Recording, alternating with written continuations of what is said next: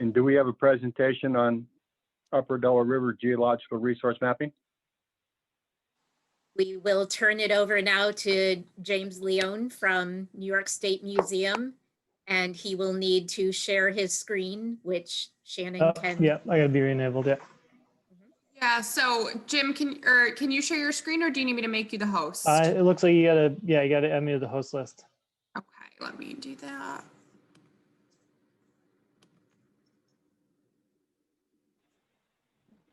Did that work? I'll tell you in a moment. Yep, now I can. Okay. All Perfect. right, there it is. All right, there's my PowerPoint. Share. All right, you guys can all see that?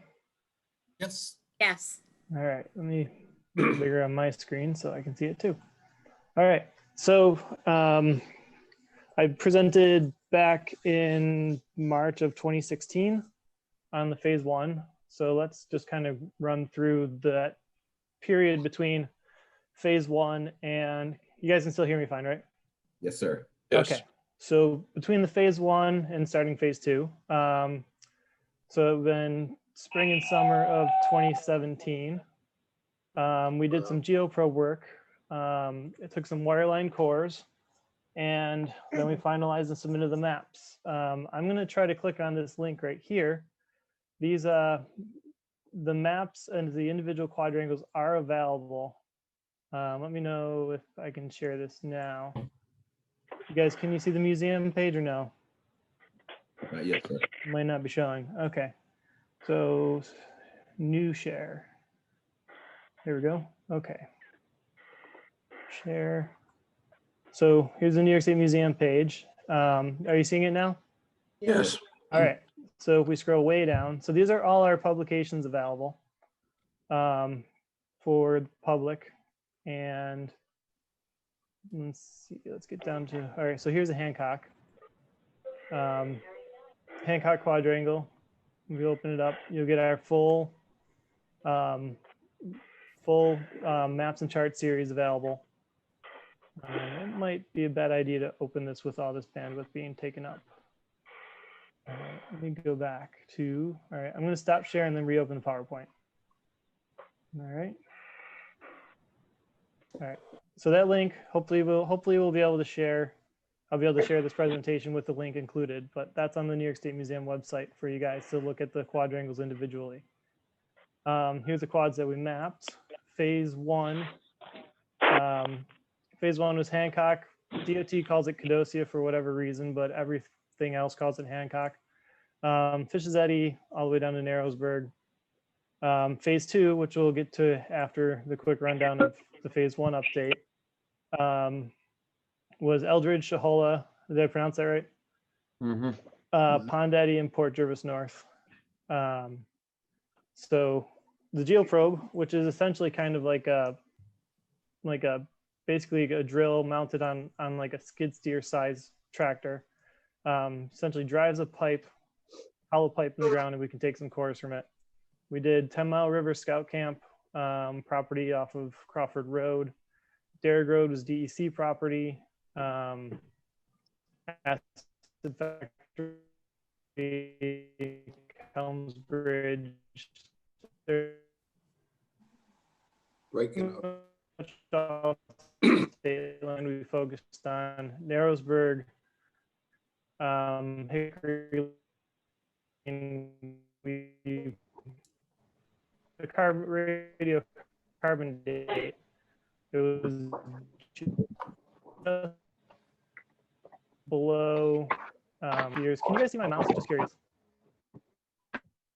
Anybody? Can you guys see the mouse cursor? Yeah. Okay, great. I just wanted to make sure I wasn't kind of waving it for no reason. No. So we got a radiocarbon date. We also got an OSL date from where this red star is. And OSL comes out of sand. We take a sample of sand and we send it off to a lab in Colorado. Unfortunately, we're still 2017. It's now 2021, and we're still waiting for results. So all of our, I'll say OSL a bunch of times in this presentation, and that will be all of it. Results are pending, unfortunately. But essentially a way of dating quartz grains instead of carbon, if there's no carbon present in the samples. So this was our radiocarbon sample, and that's our OSL sample. Can anybody else admit Remy into the presentation, or is that just me? Shannon? I think it's just you because I lost all of my hosting. Okay, I'll let him in. Okay. Hello? Okay, here we go. Sorry about Hello? that. Can you hear me? Yes? Okay. Yep. This is Fred Peckham. You actually did my place. Yes, I'm getting to that, Fred. Okay, I was All just right. wondering about it. I didn't forget, Fred. Don't worry. All right. All right. So Derrick Road was DC property. We did manage a radiocarbon date out of it from as mostly glacial till, but it was mostly because we figured the hillside would cave down a little bit because hillsides are always falling. It might not look like it, but they're always falling. So this was some of the geoprobe work we did. So that's where the AMS date. So when I say AMS, I mean carbon dating. Kelms Bridge, we didn't find anything. And actually, there we go. So the Kelms Bridge site, we'd have an OSL date from, or an OSL sample taken from some sand and gravel deposits up the railroad tracks. Don't tell Conrail or CSX or whoever I was on the railroad tracks. And so we're still waiting for the results from that. And then the geoprobe ended up being mostly just kind of wetland sediments from Holocene that didn't yield anything. Waterline coring, 1723, Fred Peckham's. I actually put a picture of a piece of core in this slide and it didn't turn out. So I got to let Susan Sullivan in. There we go. So 1723, took the sample, probably we're about 150 yards off the river, up on the flats a little bit. We ended up about 160 feet to rock, around there. 160 feet total, about 150 feet to bedrock. And again, here's the OSL sample mentioning, and this is significant because we took the OSL sample from the base of the core. So we went through lake sediment, we went through alluvium on the top, and we went through glacial till and lake sediment. And then below the glacial till,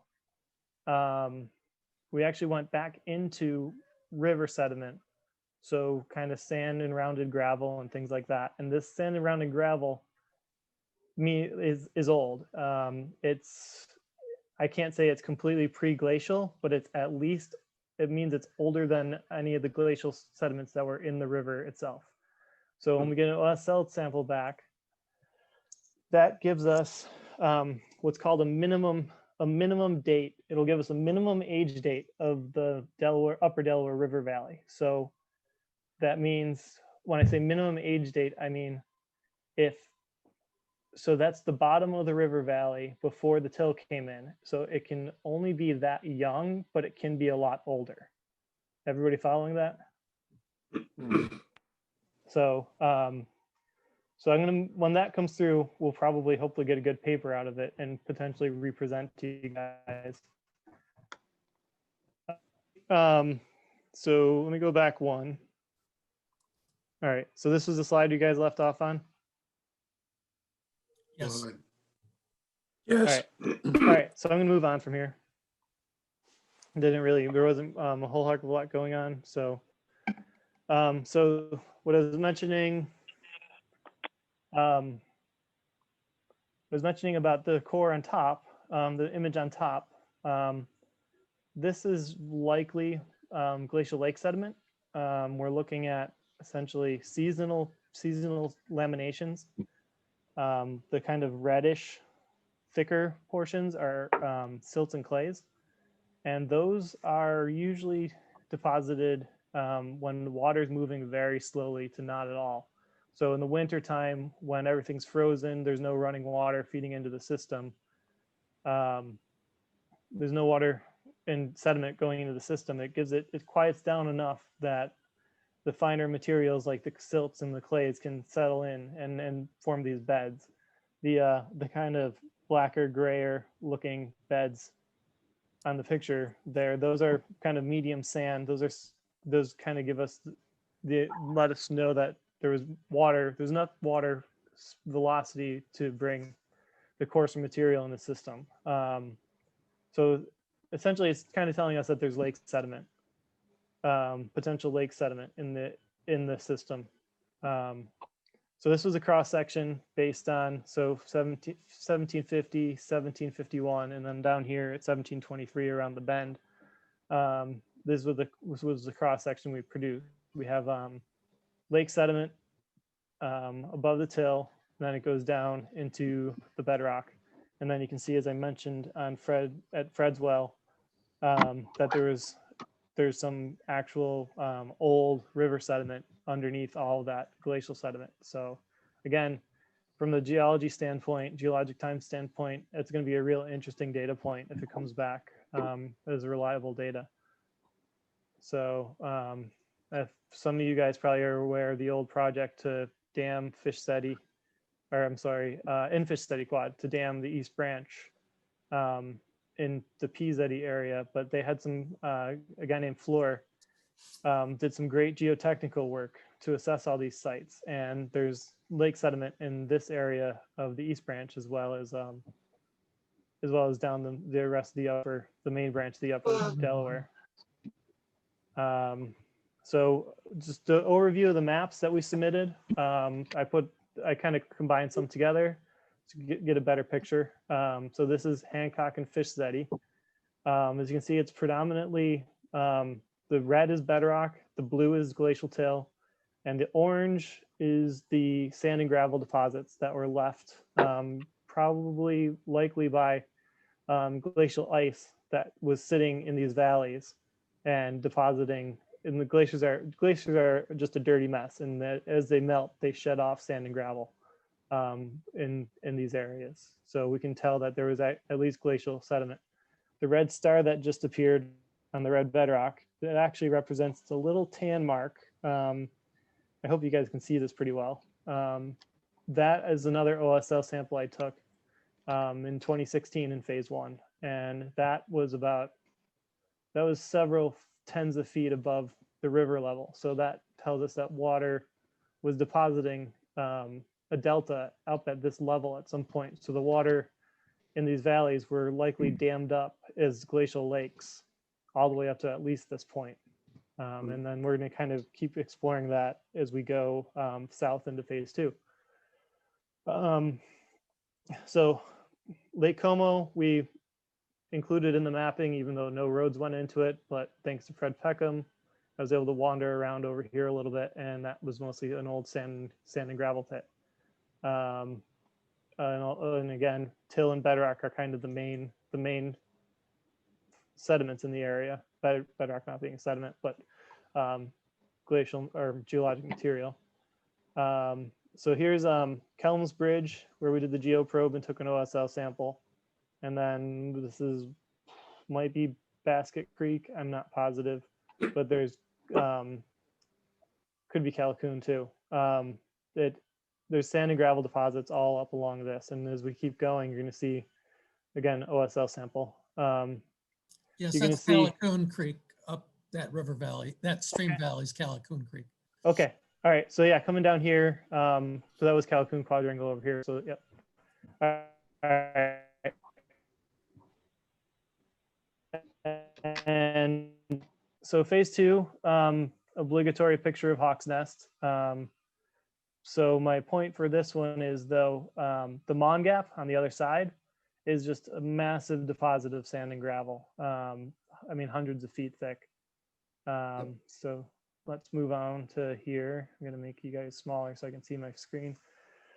All right. So basically, project methods is to gather the work, prior work, review the LiDAR, doing the field mapping. I started in the fall of 2018.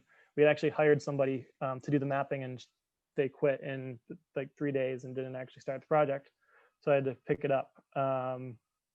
So then after the field mapping, I drafted the maps and wrote up the report.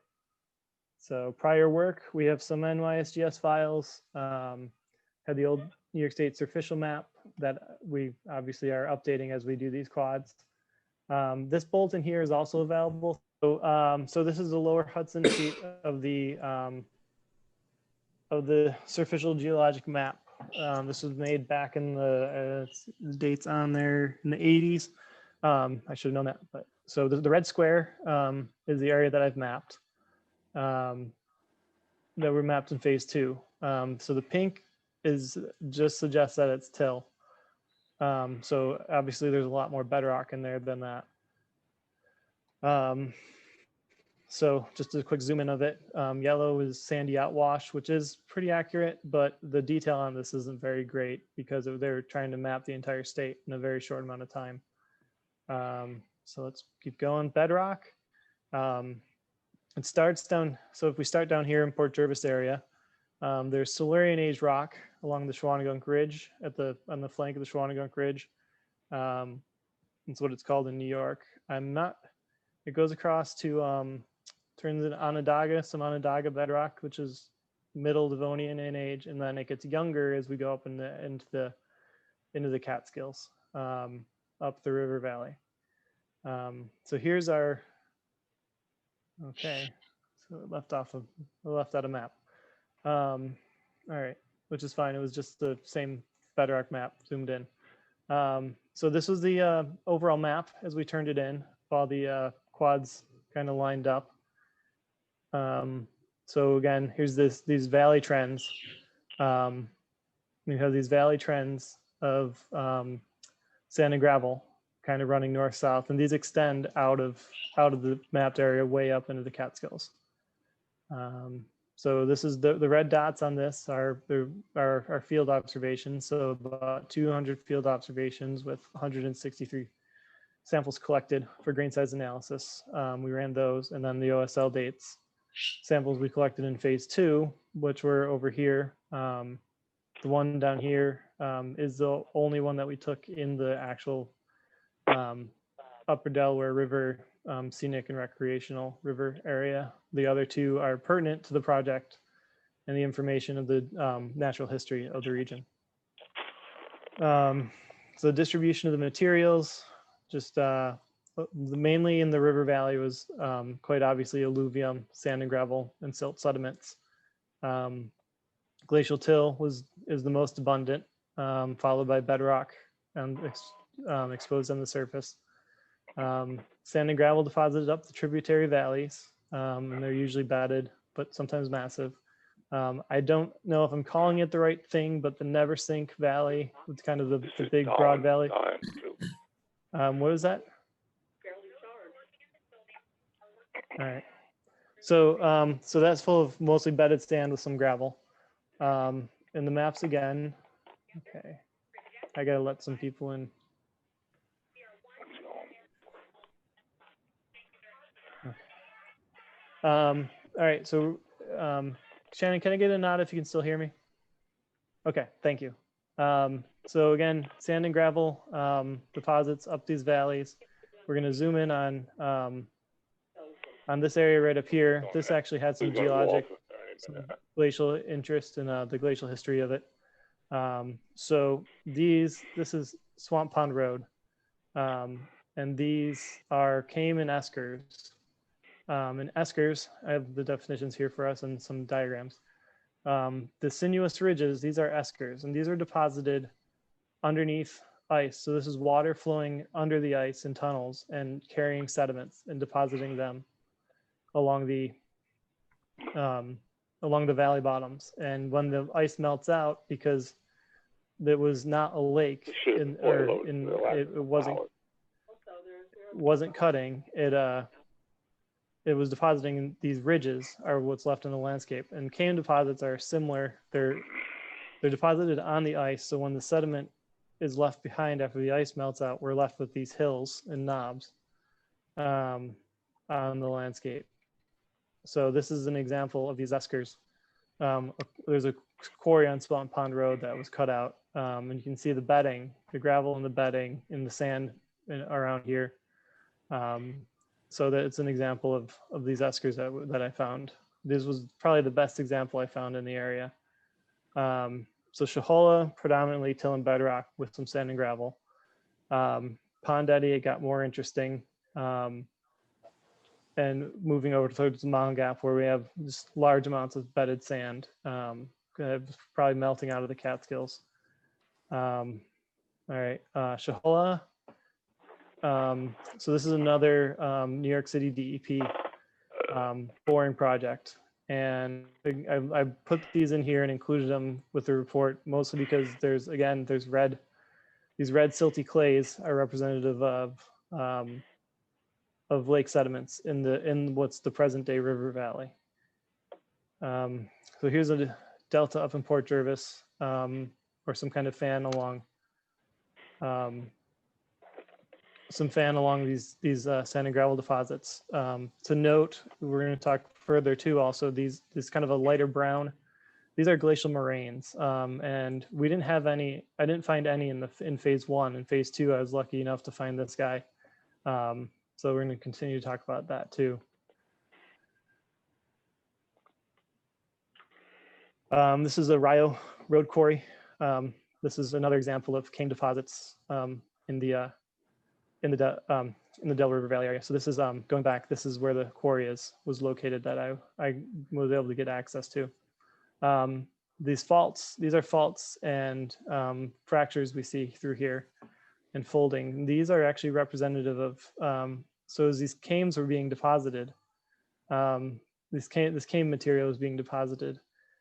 As the ice melted, they actually stretched out the sediments, and we get these fractures. And these faults actually start developing in this unconsolidated material. This is Port Jervis. This is Port Jervis. This is a Leibolt Road quarry I was able to gain access to, and they gave they had just great exposures of bedded sand. You can see this is finer grain sand, of some kind of coarser grain, medium sand. And now let's get into these moraines and ice margins. So one thing we have here is missing is these are glacial moraines. So they're actually showing the extents of glaciers moving through the area. This is the glacial maximum, lake glacial maximum. So this is essentially where they're making the assumption that ice came down into Pennsylvania and stopped before it started melting back at the end of the last glacial cycle. And if you can see through the Catskills and the Delaware River Valley area, there's no margins really that are clearly mapped except for this Ogden's Culver moraine here in northern New Jersey. And so the dates and the history of the ice advancing through the area and melting back out is actually really unknown through here. So this is what we're hoping to find out with these OSL dates. So here's the moraines that I pointed out. So if you can see kind of these scraping striation marks on here, this is ice glacial ice that has actually come out of the Hudson Valley and across essentially Orange County and pushed up into the Catskills. And it likely advanced to this point here, as far as we know, to this point here. And it also built up moraines on its way back down. So you'd get these cycles of advance, and then they'd recede and then sit here long enough to deposit sand and gravel and till and glacial till and mounds. And this long moraine here actually will have a larger. Here's me on the moraine. So this is the Heartwood Quad, or Heartwood Hunting Club, up in the northern part of the Port Jervis North Quad, and it has the moraine is made of essentially boulders that have been have minimal sand and silts and clays in them. They're just piles of boulders that are strewn up there. And if you can follow the red line, this goes up towards Monticello and down into Pennsylvania. And without modern elevation information like LiDAR, it's never been really identified before. So this is a larger image of that, and you can see it continuing up I'm going to see if I can zoom in on this. There we go. So you see this material here. I don't know if I can go in any further. So it's kind of this kind of, I want to say crenulations to describe it, but this kind of material here that's kind of sitting on top of the sediment I'm sorry, of the bedrock and the till in the area. So, and we can see here, this is the old map, the old surficial geologic map. The purple would be the moraines, and they're not present in the area where it should be. So these are in the woods, really well hidden, and the LiDAR has allowed us to actually identify them. So here's Pennsylvania. This is available on the Pennsylvania website. And you can actually follow, here's the New York moraine, and you can follow it down into Pennsylvania along here. And we can also do the same thing. So here's more of it in New Jersey. We're just assuming that this is the same moraine for now. So this is the Ogden's Culver moraine from, this is the one article New York State Museum bulletin I was talking about, or publication. So this is the Ogden's Culver moraine, and they just kind of have a question mark out here and over here about what happens to it. And they're just assuming it just goes down towards the LGM. But there's actually no moraine material that kind of suggests that that's happening.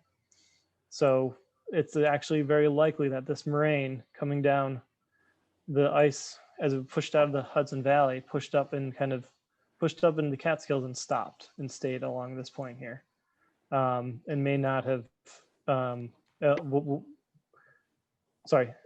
may likely be, it's not the LGM, it's likely aged with the Ogden's Culver moraine, so it'll be younger than this terminal moraine, but it's a pretty significant data point because it suggests that the Catskills were ice-free earlier than people initially thought.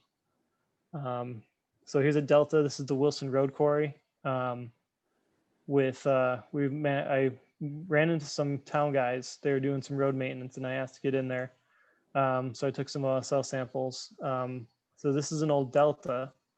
So this was being deposited in what was likely a lake that was filled in this whole area, and probably, and I'm going to show a picture later on, momentarily, of the significance of this delta in the elevation it is above the actual present day Delaware River Valley. So these are we call these foresets. So these are actually dipping, and they're the sand that was being deposited probably out of the Mongap River Valley or somewhere nearby. And these are being deposited as we, one more better pictures coming up, but essentially these, here we go. So these beds go flat, which is another indication. So we call these foresets and top sets. And when you hit this foreset point, it's a definite indicator that this is a delta and that this is a lake level. And we can take this point here, this contact here, which is about 896 feet above sea level. And we can make the assumption that there was a lake at this height, at this elevation, filling in the Delaware River Valley in this area.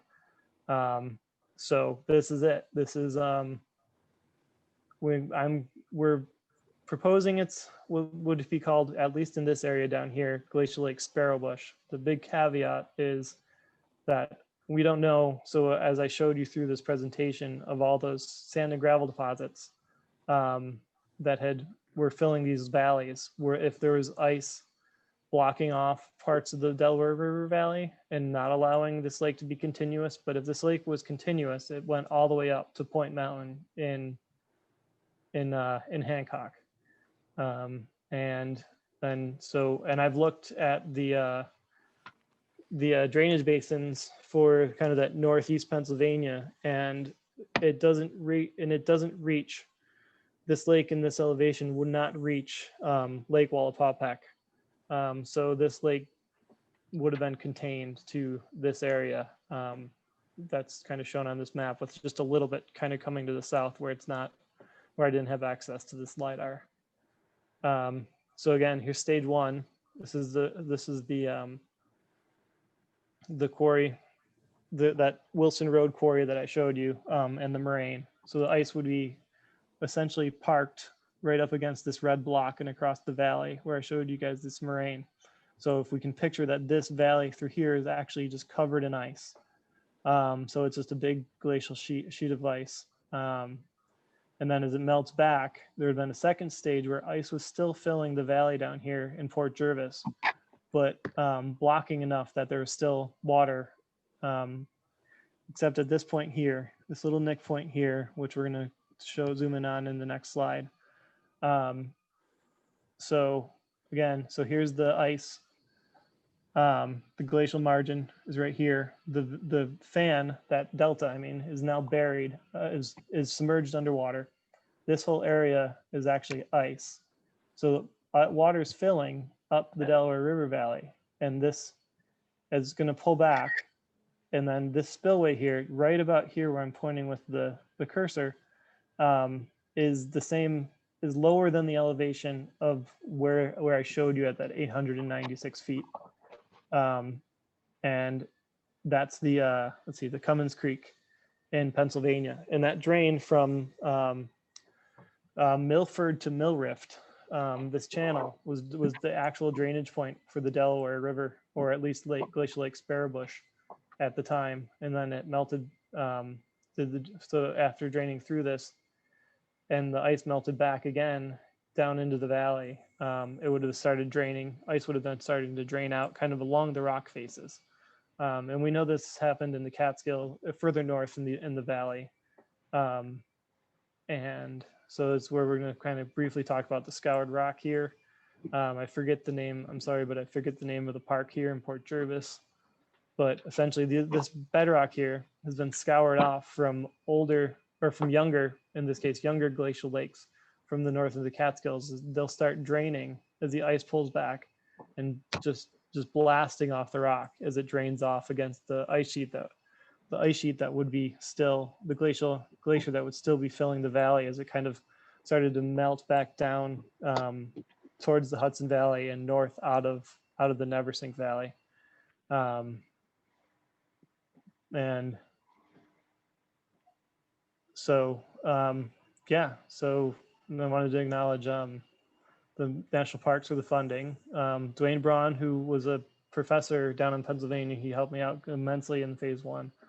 And the summer interns that we had, and the landowners like Fred Peckham, and the other guys that allowed us to do the work on the property. So that's about it. I can, if you guys still have time for questions, or if you guys want to just anything, let's go ahead. Hey, James. Yes. What was the time frame of the maximum extent of the ice front down into Pennsylvania? Top of my head, I'm gonna say I think it's 26,000 years ago, 25,000 years ago. So will some of your data tell us better when the present day Delaware River Valley was last covered in ice itself? That's what we're shooting for. Yep. That's kind of the next step. As soon as we can get this, as soon as we can get this data back, this OSL data, I'm going to stop sharing. I can go back and go into it though, if we need to. I'll go back to it so I can answer more questions. Yeah, so that's what we're hoping to get to. So if we go to, pardon the speed. So when we were talking about down here, the very end of the presentation, I should have just jumped to this on the thing. All right, here we go. All right, so let's start with this one. So GM, so they have 28, and let's talk about calibration and everything and things like that. So it comes about 25,000 years ago. So yeah, so when we, Sal's iPhone, is Sal's a person? Or is this one of those Zoom bombers? Okay. So yeah, so what we're hoping is it will, these dates that we're talking about through here will give us the age of when the valley was opened up from ice. So. Great. Anyone else? I have a question. This is Fred. Sure, Fred. It seems there's a lot of bluestone up in the upper portions Yep. of the river valley up here. Yeah. Is that indicated through the drilling also? I mean, is it that deep or is it some other geological? When we cored, Right. yeah, there's, I mean, we definitely have bluestone. Bluestone was, you know, if we're just talking about generalized, I mean, so the sand, I mean, the bedrock in the area is primarily Devonian sandstone, and I know there's specific definitions of what bluestone is particularly, but the Devonian age rock of the Catskills, you know, and the Poconos is. Well, Devonian goes is about what, where 7,000 feet? bluestone comes from. We have some quarries actually up here in Albany. Right. Okay. It does, but Is the there- bluestone Is there any way didn't start- we can get information on your study there? Because I didn't hear a lot of it, and I'm very interested in my portion of it. For sure. What exactly happened and the geological Fred, forces. you're breaking up on me. See, everybody's breaking up. This, Well, I'll get with Lori, yeah, and then she can get with you. yeah. I'll make sure a copy of this gets to you. Thanks. So, okay, so here's the bedrock Fred was asking about. So, so pretty much all of these formations have beds of bluestone in them, save for down here in Port Jervis. But once you're in the Oneonta, which is actually considered to be the same age as, or just a little bit young. Here we go. Here's the Oneonta.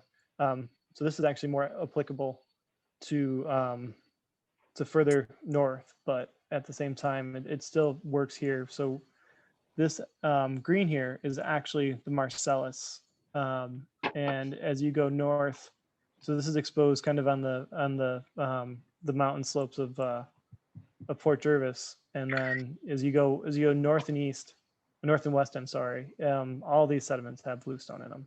It's just a matter of where you find the right stuff for quarrying. Anything else? Dwayne Braun had That'll theorized, do it.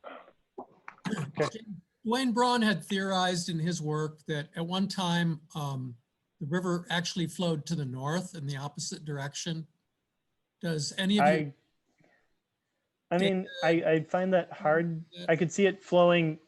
I could see it flowing out of a channel north, but ultimately, I find it tough to believe or tough to follow that, because like I pointed out that delta was at the top of that delta was at 890 something feet, and you don't get there again until you get up to Hancock. Hancock is that much higher than the actual the drop in the river valley. But I mean, I'm pretty sure that Dwayne's done much more work on this than I have. And if he thinks that there's a reason to suggest that, there might be. They also talk about pirating, where the Delaware and Susquehanna kind of traded river valleys over the years. So there's that too. So there's a lot of stuff going on in this area. Well, they're really close to each other. In some points they are. The West Branch. Up West at the Branch top, comes really yeah, close. they're only miles away from each other. Yeah. Because I was told that the Delaware ran down the Susquehanna and then split off. Yeah, I mean, it very well could have, and every time the glaciers came through, they probably rerouted the river in some way or another.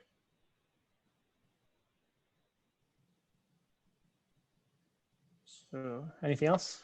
Anyone else? Nobody's really. I got to see if I can see more people at one time. See if this works. Thank you, There's Jim. We look Okay. forward to having a presentation on geology. It's probably is look forward to when we do have it. We appreciate that. And of course, Lori will get with you to see if we can get some kind of hard copy so we can look at. Yeah, it in greater I have a couple of throwaway flash drives that I can put this on, and I'll just drop in the mail for you guys if Lori wants to email me an address for it. it won't take anything. Okay, we appreciate that very much, and Yeah. look forward to having you back again sometime.